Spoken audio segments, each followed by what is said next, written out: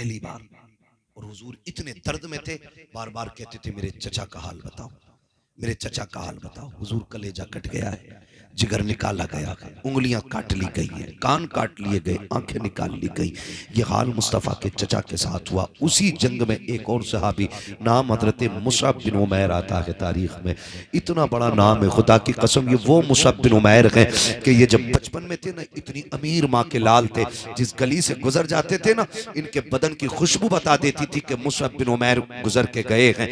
लेकिन जिस दिन हुजूर को देखा, फिर हुजूर पे ईमान ले आए। माँ ने कहा या तो माँ चुनोगे या मुस्तफा चुनोगे। इन्होंने कहा माँ कायनात छोड़ी जा सकती है, मदीने वाले मुस्तफा को नहीं छोड़ा जा सकता है।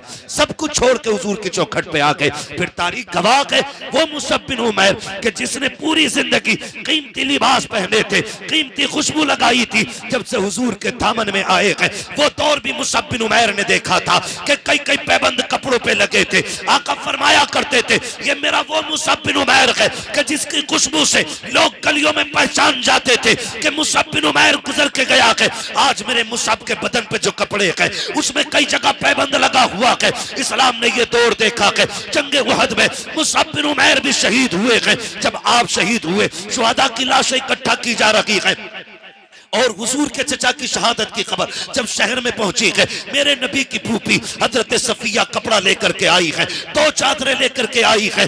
बाबा का मैं 2 चादरें लेकर के आई हूं, लेकिन हैरत होगी आज किसी का एक चला जाए कलेजे फट जाया करते हैं, 6 माह का चला जाए औरतों की कमर सीधी नहीं होती है। वाहरे नबी की फूफी तेरी जुर्रत और हिम्मत को सलाम, चबा रही थी चादर लेकर के। मेरे नबी ने कहा था सहाबा मेरी फूफी को मेरे चचा की लाश तक न जाने दे, बगन का कलेजा फट जाएगा। हजरत सफिया ने कहा था मुझे जाने दिया जाए। कहा हाल अच्छा नहीं है, क्या करोगी, भाई का कलेजा कैसे देखोगी। कहा था जाने दो, अगर उसके सीने में मुस्तफा का इश्क मौजूद है तो मेरे सीने में भी मुस्तफा का इश्क है। अगर वो कलेजा कटाना जानता है तो फूफी दीन के लिए भाई लुटाना जानता।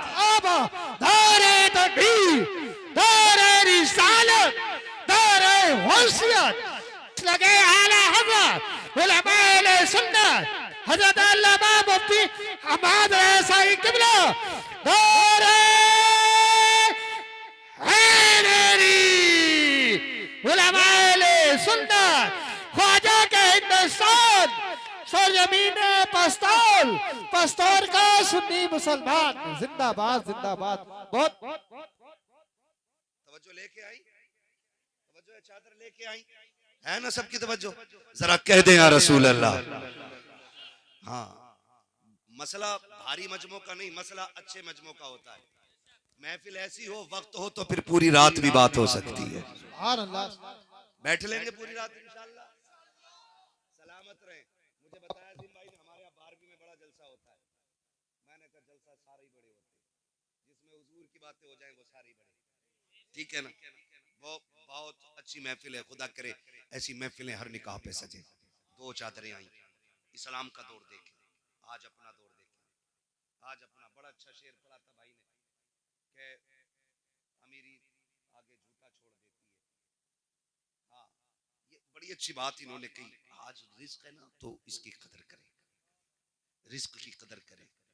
मेरे अजीज, दौलत रब की कुदरत से अगर ये रूठ गई ना, हुजूर फरमाते थे रिस्क की इज्जत करना, अगर ये रूठ गया तो एड़ियां रगड़ के मर जाओगे, एक लुकमा मैसर नहीं होगा। और रिस्क कैसे रूठता है, ऐसे नहीं कि आप रोड पे आ जाए। रिस्क ऐसे रूठ जाता है, दस्तरखान बिछाए लेकिन गला बंद कर दिया गया, एक दाना हलक के नीचे नहीं उतरने दिया जाएगा। ऐसे रिस्क रूठा करता है, ऐसे अल्लाह पाबंदियां लगा देता है। इसलिए खुदारा इसका एहतराम करें। आज अमीर हैं, वो दौर भी देखें। आज कोई मर जाए ना, महंगे से महंगा कफन हर कोई खरीद सकता है, लेकिन इस्लाम ने वो दौर भी देखा। फूफी 2 चादरें लेके आई, शुहदा की लाशें इकट्ठी हो रही है। या रसूल अल्लाह, चादरें 2 हैं, शहीद भी 2 हैं, एक तरफ चचा है, दूसरी तरफ मुसअब बिन उमैर है। हुजूर ने देखा एक चादर छोटी थी, दूसरी चादर बड़ी थी। आका कौन सी चादर किसे देनी है। मेरे नबी ने फरमाया बड़ी चादर मुसअब बिन उमैर को दे दो और छोटी चादर मेरे चचा को दे दो। दो चादरें इसलिए लेके आई थी कि अमीर हमजा का कद बड़ा था, इसलिए आपकी बहन दो चादरें लेके आई थी कि भाई दो चादरों में लेट जाएगा। लेकिन हुजूर ने दो चादरें देखी, फरमाया एक चादर मुसअब बिन उमैर को दो और एक चादर मेरे चचा को दी जाए। हुजूर चचा को कौन सी चादर देनी है? हुजूर फरमाते हैं चचा को छोटी चादर दे दो। जब छोटी चादर चचा के ऊपर डाली गई ना, इतनी छोटी थी, चेहरा छुपाते थे तो पैर खुल जाते थे, और पैर छुपाते थे तो चेहरा खुल जाता था। हुजूर ने फरमाया चचा के चेहरे पे चादर डाल दो और पैरों की तरफ घास डाल दी जाए। इस्लाम ने ये दौर भी देखा है, ये दौर भी इस्लाम ने देखा है। ऐसे मुश्किल दौर में भी इस्लाम बढ़ता रहा है।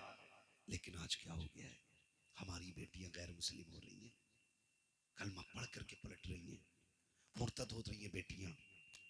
जरा सा झांसा, जरा सी इश्क की भूख, इसने बेटियों का दीन छीन लिया। कल दौलत नहीं थी, ईमान था, आज दौलत है, ईमान कमजोर हो गए।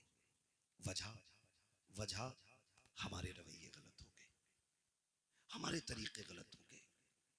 हमने बच्चों को अमीर बनना तो सिखाया, लेकिन बच्चों को हुजूर का गुलाम बनना नहीं सिखाया। ये हमारी सबसे बड़ी कमी रही है। हमने बच्चों को अमीर बनना सिखाया है, लेकिन बच्चों को हुजूर का गुलाम बनना नहीं सिखाया। हमने यही किस्से सुनाए, बेटे फलां की बिल्डिंग, फलां की कोठी, तुझे आगे जाना। पैसा कमाना बुरी बात नहीं, अच्छी बात है, लेकिन दौलत कारून वाली नहीं होनी चाहिए, दौलत उस्मान गनी वाली चाहिए। जो दीन के नाम पे खर्च हो वो दौलत होनी चाहिए, वरना अगर ज़कात न दी गई ना तो तेरा कमाया हुआ पैसा ही वबाले जान बनेगा। यही मुसीबत बन जाएगा, यही सांप बना के गले में डाला जाएगा, इसी को सुर्ख सिक्कों से तुम्हारे बदन को सेका जाएगा। इसलिए खुदा दौलत देना तो सही इस्तेमाल भी करे। इसको माइक को बंद करने बंद, तो दौलत का सही इस्तेमाल भी करे और जायज तरीके से करे। आज ना हमारे पास कसरत है। शादियों में खाने होते हैं, चलो रस्म चल रही है, खिला रहे, लेकिन खाने वालों से गुजारिश है फेंकना नहीं, बर्बाद न करना, रिस्क है। कई बार ना रोटियां टेबल के नीचे जितने पल्ले भर भर के निकाली जाती है, रोटियां जो बोटी पसंद नहीं आई वही नीचे, कितनी बेकदरी कर रहे हैं। अच्छा ये डोंगे जो उस वक्त चेक करो ना खाने वालों को, ये जो डोंगे कहते हैं ना, आधी बोटियां हैं अभी, कह रहा चेंज करके लाना, ये वो लोग होते हैं जो अपनी बीवी को छीछड़े भी नहीं फेंकने देते अपने घर में। हाँ, अपने घर छीछड़े भी पकवा लेते, ये लोग होते हैं जो किसी की बेटी की मेहनत की कमाई का मजाक बनाते हैं। अपने घर खाएगा तो दो बोटी खा के कहेगा नहीं बहुत हो गया, और जब पराए घर खाएगा लावई डोंगा लावई डोंगा लावई डोंगा। भाई शराफत से खा, पेट तेरे ही है। कई जगह देखा, माफ करना, कई जगह देखा चूरन जेब में लेके जाते बारात। हाँ, रस मोले, हाज मोले, जलजीरे लेके जा रहा, क्या करे, ऊपर से पीऊंगा। ये कंडीशन है हमारी, ये हालात है हमारे। रिस्क की बेकदरी ना करो, इन चीजों से निकल जाओ। खाने का खर्चा कितना है मालूम है? बेटी के जहेज से ज्यादा आज खाने का खर्चा है। अगर बेटी को जरूरत का सामान सिर्फ दिया जाए ना, तो उससे ज्यादा ये ढलुओं का खाना है। जरूरत का सामान बहुत ज्यादा मिल जाएगा, 1.5-2 लाख में मिल जाता है। कितनी भी महंगाई है तो क्या है, 1.5-2 लाख में जरूरत के सामान पूरे हो जाते, लेकिन खाना 5 लाख, 8 लाख, 12 लाख, कमर तोड़ दी है बेटी वालों की इस खाने ने। अगर ये खाना हमने ना खाया तो मर जाएंगे, बोलो, कमजोर हो जाएंगे, ताकत खत्म हो जाएगी। नहीं ना, ऊपर से खा के भी खैरियत से उठिया तो बड़ी बात है। अब तो बड़ी नजाकत इसमें आ गई है, कोल्ड ड्रिंक, और पहले नल के पानी से काम चल जाया करा था, अब तो बिस्लेरी है ना। तो ये सारी चीजें मुश्किल को हम बढ़ावा देते जाने, और इसमें कहीं ना कहीं लड़की वाले भी शामिल हैं।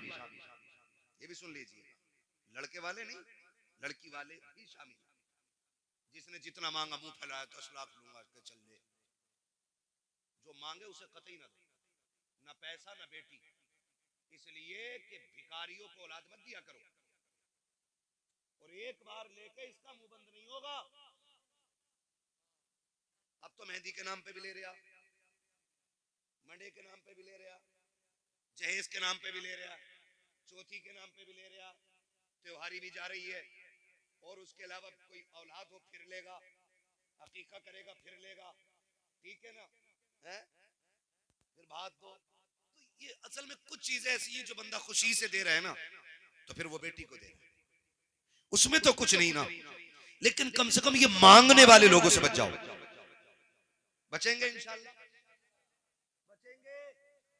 बड़ी अच्छी बात कही थी, दुल्हन भी दीनदार ढूंढो और दूल्हा भी दीनदार होना चाहिए। दूल्हा भी, मैं पहली बार देख रहा हूं किसी दूल्हा के चेहरे पे दाढ़ी है, उलमा को छोड़ के, वरना बहुत कम मिलते। हाँ, वरना चिकना होकर बैठे स्टेज के आगे को, इसकी है ना इसकी है। ये कंडीशन है, हम जा किधर रहे हैं? और जिसे 2 बाल दाढ़ी के भारी लगे हैं वो दीन के लिए सर कटा लेगा। समझ में बात नहीं आती है।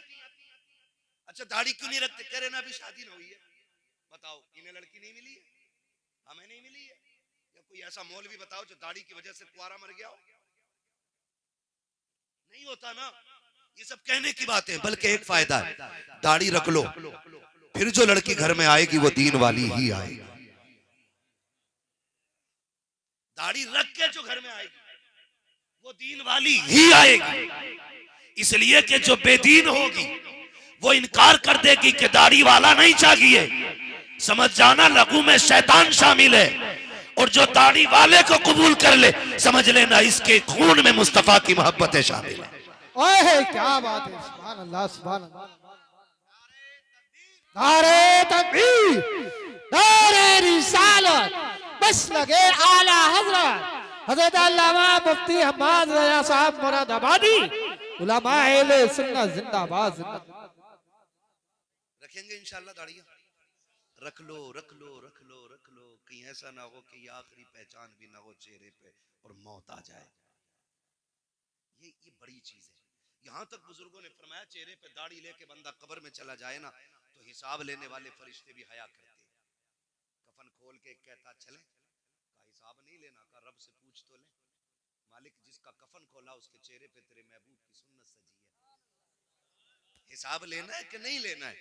अगर वो करीम राजी हो जाए, कह देता छोड़ो, उसकी दाढ़ी बता रही है मुस्तफा की गुलामी करके दुनिया से आया है,